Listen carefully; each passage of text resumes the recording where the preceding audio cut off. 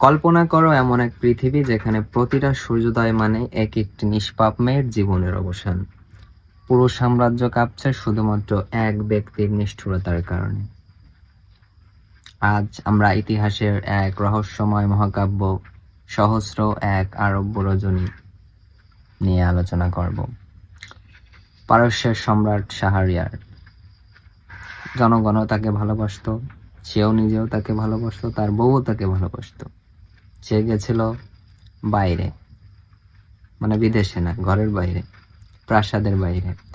হঠাৎ রাতে বাড়ি ফিরলো, দেখলো তার বউ, সে ছিল না তার জন্য, তার প্রাসাদের রক্ষী বলা যায়, তার সাথে আপত্তিজনক অবস্থায়। তারপর রাজা খুবই রাগান্বিত হলো, আমি দেশের রাজা, আমার বউ আরেক বিটার সাথে, ছি ছি, মানুষ কি বলবে। তারপর রাগান্বিত হয়ে রাজা রক্ষী সহ বউকে হত্যার হুমকি দিল। বউ মারা গেল, রক্ষীও মারা গেল। পরবর্তীতে নতুন রক্ষী নিয়োগ হলো। রাজা, আমি রাজা, আমার বউ আরেক বিটার সাথে। রাজা শপথ করলো সে প্রতি রাতে নতুন নতুন কুমারীদের বিয়ে করবে, সকালবেলা তাদের কল্লা ফেলায় দেবে, হত্যা করা হবে। প্ল্যান অনুযায়ী কাজ চলতে লাগলো, প্রতিদিনই নারী মরতে লাগলো। বাগদাদ শহরের মায়েরা তাদের মেয়েদের নিয়ে দূরে চলে যেতে লাগলো। আর এই জায়গা থাকা যাবে না বাবা, আমার জীবন, মেয়ের জীবন, আমার জীবন সবই নষ্ট হয়ে যাচ্ছে। বাগদাদ ছেড়ে সবাই চলে গেল।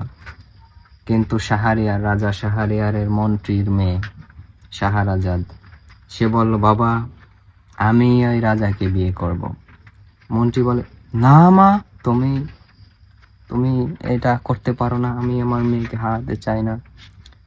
মন্ত্রীর ওই মেয়ে ছিল আবার অনেক বিদুষী। ছেলেরা হলো বিদ্বান, মেয়েদের বলে বিদুষী। না জানার কিছু নাই, ডিসক্লেমার দিয়ে রাখলাম। সেই মেয়ে শুধুই রূপবতী ছিল না, মাথায় মালও ছিল, মানে মাথায় জ্ঞান বুদ্ধিও ছিল। তারপর সে বিয়ে করলো। সে রাত্রেবেলা যখন রাজার কাছে, তখন রাজা তাকে জিজ্ঞেস করলো যে মরার আগে তোমার শেষ কোনো ইচ্ছা আছে কিনা।